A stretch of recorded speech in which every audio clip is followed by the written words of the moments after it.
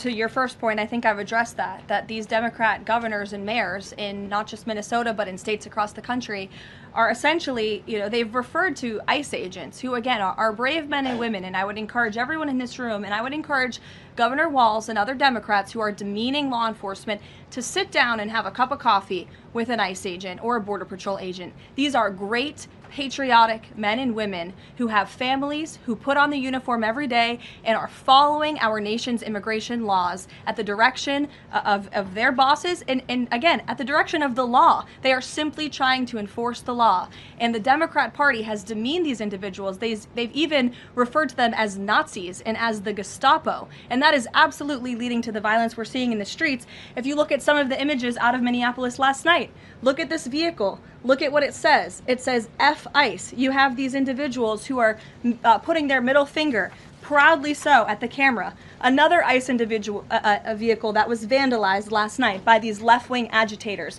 People don't do this without encouragement from people in power who make them feel like it's okay. Here's another one.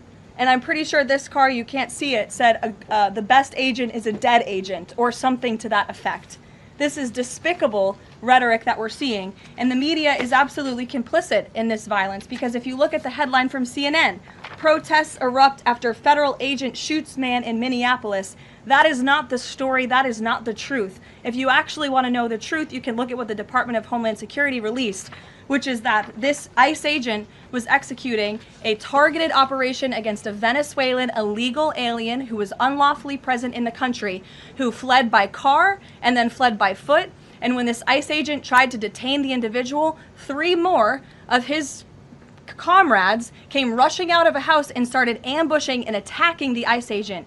They used a shovel or a broom to smash his face in. And so yes, that agent had to use self-defense and take up his weapon to protect his own life. That is what's happening on the streets of Minneapolis. That's what's happening on the streets, unfortunately, of these Democrat-run cities and states where you have elected officials who are encouraging such violence against our brave men and women in law enforcement.